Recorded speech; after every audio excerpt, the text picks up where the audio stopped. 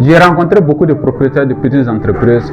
Au lieu d'être contents, joyeux et très enthousiastes à l'idée d'avoir leurs propres entreprises, je les trouve déprimés, angoissés, stressés et qui manquent de confiance à leurs employés. À force de chercher, j'ai fini par comprendre qu'une seule chose est à l'origine de ces angoisses, de ces problèmes chez ces entrepreneurs. La majeure partie de ces entrepreneurs ont démarré leurs entreprises en se basant sur une compétence technique. Soit c'était le meilleur coiffeur dans l'entreprise où il travaillait, soit c'était le meilleur codeur dans l'entreprise où il travaillait, ou soit on l'a dit que ce patron ne le mérite pas, que c'est lui le meilleur employé de la société. Ils sont donc pris par une crise créative qui les amène à aller créer leurs propres entreprises. Ce n'est pas mal de créer sa propre entreprise, mais se baser sur une compétence technique pour créer une propre entreprise, vous devez savoir immédiatement que vous devrez acquérir d'autres compétences pour pouvoir gérer votre entreprise et le faire grandir comme dans l'entreprise que vous avez quittée alors. Ce problème persiste chez beaucoup de propriétaires de petites entreprises parce qu'ils ne sont pas au courant de la cause. Comment soigner un problème dont tu ne connais pas la cause? Salut à toi et bienvenue sur Bien-Zi. Dans cette vidéo, je te parle d'un piège vicieux qui stoppe la croissance de 9 entrepreneurs africains sur 10. Ce que j'appelle le piège du technicien. Reste jusqu'à la fin de la vidéo parce que je partage également 3 étapes simples pour s'échapper de ce piège du technicien et pouvoir développer ton entreprise si tu as l'ambition d'envoyer ton entreprise à un niveau supérieur qui dépasse ta compétence technique. Le premier symptôme qui empêche les petites et moyennes entreprises de passer à un niveau supérieur n'est pas lié aux clients, n'est pas lié aux employés. Le problème est lié au propriétaire de l'entreprise. Il s'épuise parce qu'il croit que sans lui, l'entreprise ne peut pas tourner. Il se base sur sa compétence technique pour créer l'entreprise.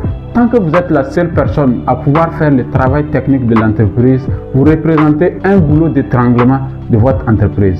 Je vous explique. Votre temps étant limité, vous ne pouvez travailler que 12 heures par jour. Vous ne pouvez pas prendre des vacances, vous ne pouvez pas voyager sans que l'entreprise ne s'arrête de tourner. Votre revenu croît en fonction de votre temps que vous accordez à votre entreprise, puisqu'il n'y a pas quelqu'un d'autre qui puisse travailler à votre place pendant que vous êtes en vacances, pendant que vous dormez ou pendant que vous êtes avec votre famille. Le travail technique de l'entreprise doit être continuel. Le travail technique d'une entreprise, c'est ce qui fait tourner l'entreprise. Et du même coup, ça vous enlève la capacité d'être le vrai leader de votre entreprise. Puisqu'on ne peut pas être leader d'une entreprise en étant constamment fatigué, en ayant constamment les mains dans les cambouis. Le deuxième symptôme, c'est que le client vous dicte sa loi. On dit souvent que le client est roi. C'est vrai, mais ce n'est pas dans le même sens que pour un propriétaire d'une entreprise. Un PDG d'une entreprise qui aspire à grandir n'a pas les mêmes définitions, n'a pas les mêmes considérations pour ce slogan. Si vous faites personnellement le travail technique, vous passez le temps à répondre aux demandes spécifiques des clients. Je veux être coiffé par le patron. Je veux que le gâteau soit fait par le patron. Je veux que la coupe soit faite par le patron. Je veux que mon habit soit repassé par le patron. Je veux que mon habit soit cousu par le patron. Je veux que mon véhicule soit réparé par le patron. Je veux que je sois servi par le patron. Parce que c'est lui seul qui a un service spécifique. Donc, vous passez le temps à répondre aux demandes spécifiques des clients au lieu de vendre une solution structurée. Ces demandes sont souvent peu rentables pour votre entreprise. Un leader d'entreprise crée les règles du jeu. Pensez aux banques, pensez aux téléphonie mobile. Ils ne vous donnent pas des avantages spécifiques. C'est des avantages par pack, à prendre ou à laisser. C'est des avantages faits pour un grand nombre de personnes. C'est des avantages qui ne se négocient pas individuellement. Donc, pensez à ces entreprises pour voir comment vous pouvez appliquer à votre entreprise. Sinon, si vous passez votre temps à faire des sur-mesures, vous serez pris dans la foire d'empoigne du piège des techniciens. Tous vos clients veulent que ça soit fait par vous parce que c'est votre meilleure compétence qui vous a permis de créer cette entreprise. Au lieu de chercher à être un solutionnaire, vous devenez un gérant de problèmes. Si vous voyez comment ces grandes structures fonctionnent, ils vous donnent des packs. Ils n'acceptent pas que le client négocie le prix et leur manière.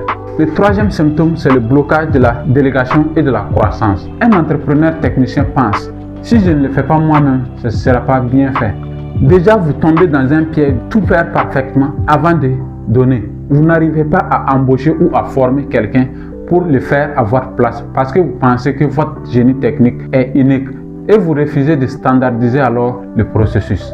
N'ayez pas peur de standardiser les processus. Si vous regardez les versions de Windows, les versions des appareils que nous utilisons actuellement, vous comprendrez clairement que les vraies entreprises n'attendent pas de parfaire tout avant de faire sortir leurs produits.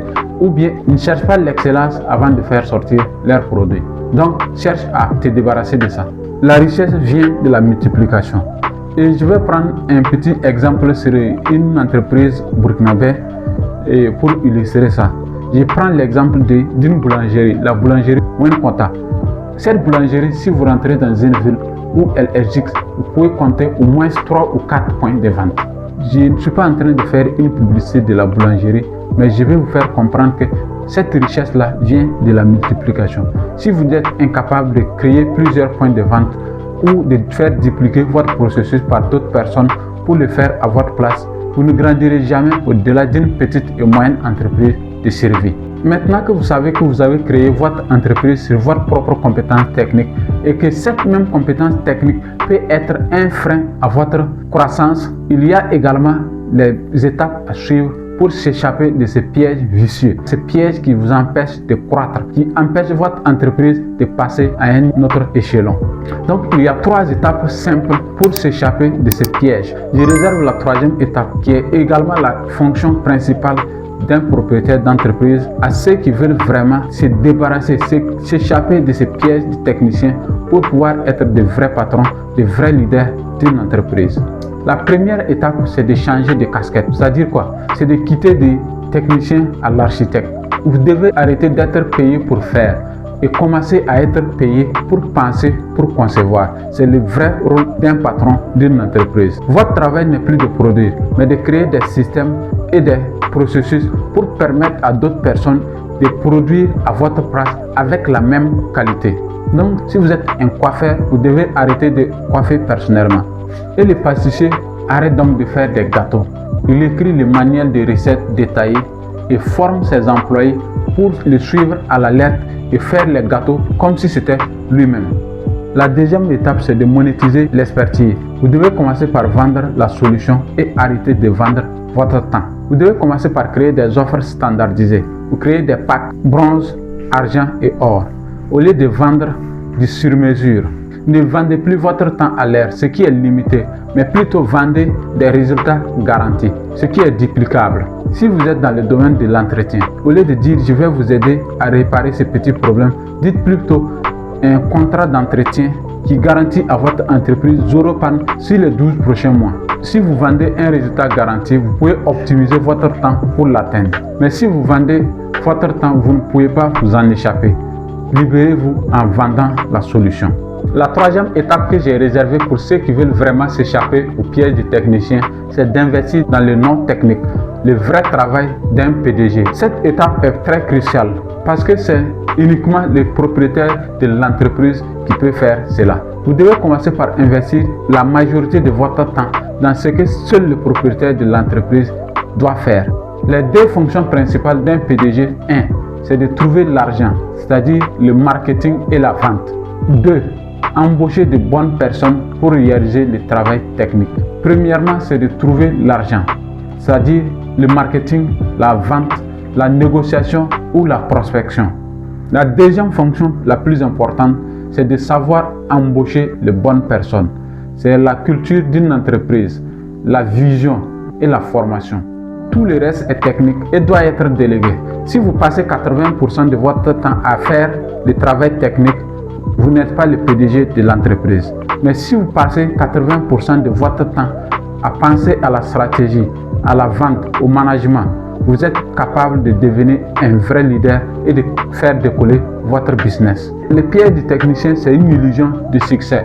C'est le confort de faire ce qu'on sait faire le mieux au détriment de la croissance de votre entreprise. Si vous voulez vraiment construire de la richesse et exercer un leadership qui inspire, vous devez forcément vous débarrasser de l'exécution technique.